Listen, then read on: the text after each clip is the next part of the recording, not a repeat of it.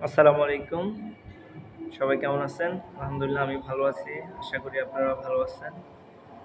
আপনাদের সাথে একটা কথা শেয়ার করব যে, আমরা সবাই ইদানিং বেশি, বেশি ইউরোপের স্বপ্ন দেখতেছি। তো হাস্যকর কথা কি বলবো?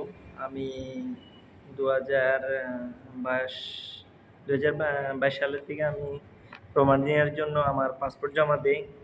সাথে ৳৫০,০০০ জমা দিই। আমাকে বলা হয়েছিল আপনাকে ৩ মাসের ভিতরে ওয়ার্ক পারমিট দিব, ৬ মাসের ভিতরে আপনাকে ফ্লাইট দিব। মানে ভিসা হবে আমাদের ৬ মাসের ভিতরে ফ্লাইট দিব বলছে আরকি। তো আমিও খুশি যাক আলহামদুলিল্লাহ ৬ মাসের ভিতরে আমি ইউরোপ চলে যাব, রোমানিয়া চলে যাব। চাকরি-টাকরি ছেড়ে দেব। এরকম একটা পরিকল্পনা করছিলাম। তারপরে কি যেন মনে হয়েছিল, আমি কিন্তু চাকরি ছাড়িনি। আমার কথা হলো যখন আমার ওয়ার্ক পারমিট আসবে, ভিসা হবে তখন আমি চাকরি ছেড়ে দিব।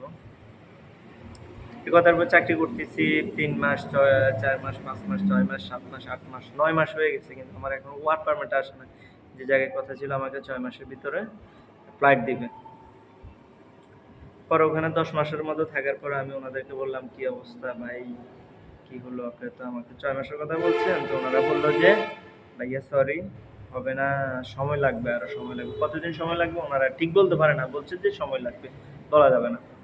আপনার ভালো লাগলে রাখতে পারেন, ভালো না লাগলে তুলে নিতে পারেন। তা আমি কি করব? আমি বলছি, "না ভাই আসলে তাহলে আমি যাব না। আমাকে আমার ফাইল আর টাকা রিটার্ন করেন, পাসপোর্ট রিটার্ন করেন।" তো ওনারা আমার ১ সপ্তাহ না ১০ দিন সময় নিয়েছিল। নেওয়ার পর আমাকে একদিন ফোন করছে, "টাকা নিয়ে যাও।" আমি টাকা, পাসপোর্ট, কাগজপত্রগুলো নিয়ে আসছি। নিয়ে আসার পর আমি আমার এক কাকার সাথে কথা বলছি। কাকা লন্ডনে থাকে। কাকার বললাম, "কাকা এমনি, এমনি এই প্রবলেম। আমি তো রোমানিয়ার জন্য ফাইল জমা দিচ্ছি। এখন হয় নাই।" তখন আমাকে ওগুলা ব্যাক করছে। তো কাকা বলছে, "ঠিক আছে, এখন তুমি কোন দেশে দিতে চাও?" আমি বলছি যে, "কাকা যে দেশে সহজ, তাড়াতাড়ি যাওয়া যায়, কম খরচ, আমাকে কোনো একটা দেশ সিলেক্ট করে দেন।" তো কাকা বলল, "ঠিক আছে, আমি কথা বলে তোমারে জানাবো।" ২-৩ দিন পরে উনি আমারে কথা বলছে। কথা বলে বলল যে, "দেখ তোরে আমি গ্রিসে পাঠাবো। কত খরচ?" কাকা বলছে যে, "সবার জন্য তো ১১,০০,০০০ ১২,০০,০০০ নেয়, তোর জন্য ১০,০০,০০০।" আমি বলছি, "ঠিক আছে কাকা, আপনি যেমনে ভালো মনে করেন।" কাকার কথা হলো, "কাগজপত্র পাঠা, টাকা ১,০০,০০০ পাঠা।" আমি টাকা ১,০০,০০০ পাঠাইলাম, কাগজপত্র পাঠাইলাম। ৬-৭ মাস যাওয়ার পরে কাকা বলতেছে, "গ্রিসও হবে না।" ভাগ্য খারাপ, কি করব, মনও খারাপ। অনেকদিন সময় নষ্ট হলো কিন্তু হইতেছে না।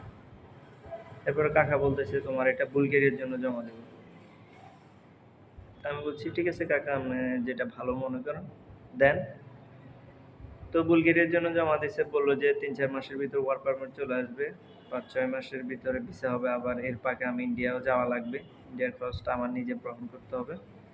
তা আমি একটু ঘাবড়াই গেছিলাম, ইন্ডিয়া যাওয়া লাগবে বলছে। আর কারণ হলো কখনো দেশের বাইরে যাওয়া হয়নি বা দেশের বাইরে কখনো যাইনি। এরকম কোনো প্রস্তুতি আমার নাই। তো কাকার কথা বলল, "টেনশন করার দরকার নাই। তুমি তার একা না, এরা গ্রুপে লোক পাঠাবে। এই তুমি অন্যান্য লোকদের সাথে যাইবা। টেনশনে কি আছে?" তো আমি যাক একটু স্বস্তি পাইলাম যে আমি তো আর একা না, আমার সাথে লোক আছে, আরো ৮-৯ জন ১০ জন লোক আছে। হ্যাঁ, হ্যাঁ, আমি বুলগেরিয়ার জন্য জমা দিছি। আমার পারমিট আসতেছে না, আসতেছে না, আসতেছে না। প্রায় ৮ মাস, ৯ মাস, ১০ মাস পরে আমাকে পারমিট দিল। ২/৮/২০২৪ এ আমাকে পারমিট দিল। পারমিট দেওয়ার পরে আবার এর ফাঁকে আমার হাতে ইমার্জেন্সি ইন্ডিয়ার ভিসা করাইছে ৫-৬ ৫ মাস আগে। বলছে যে ইমার্জেন্সি ইন্ডিয়ার ভিসা করাইতে হবে, এর জন্য আমার থেকে ৳১৫,০০০ নিচ্ছে। ৳১৬,০০০, সরি। ৳১৬,০০০ ইমার্জেন্সি ইন্ডিয়ার ভিসা করাইছে। এখন ভিসা পাওয়ার পর আমাকে পারমিট দিতে পারতেছে না। ওই যে লোকের মাধ্যমে করাই দিছে, কাকা যার কাছে দিছে, ওনার সাথে কয়েকদিন পরে ফোন দিয়ে কথা বলি।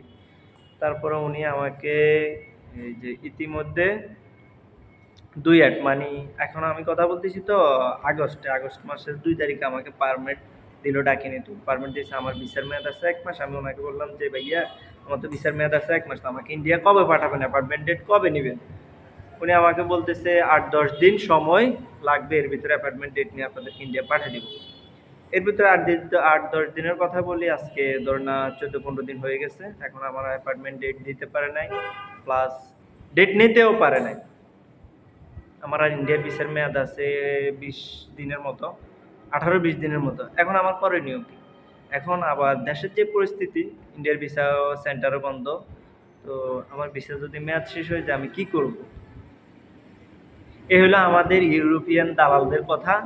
তো কেউ যে মানুষের দালালের খপ্পরে পড়বে না, এজন্য আসলে ভিডিওটা করা। আমার অনেক সময় খাইছে। এখন একটা ওয়ার্ক পারমিট দিয়ে বসায় রাখছে আমাকে। এখনো কোনো লাইন কাট হয় নাই। টাকাও দিয়ে দিছি ৩ লাখ। কয়দিন পরে বলছে টাকা দাও। ওয়ার্ক পারমিট দেওয়ার পরে আবার ২ লাখ টাকা নিচ্ছে। আগে ১ লাখ, ৩ লাখ টাকা নিচ্ছে। এখন আমার ইন্ডিয়ার ভিসার মেয়াদ আছে ধরেন ১৫-২০ দিন। এর ভিতরে উনি কি অ্যাপার্টমেন্ট ডেট নিতে পারবে? আমার মনে হয় না। এই আর কি। তো সবাই সাবধানে থাকবেন, ভালো থাকবেন, দালাল থেকে দূরে থাকবেন। আসসালামু আলাইকুম।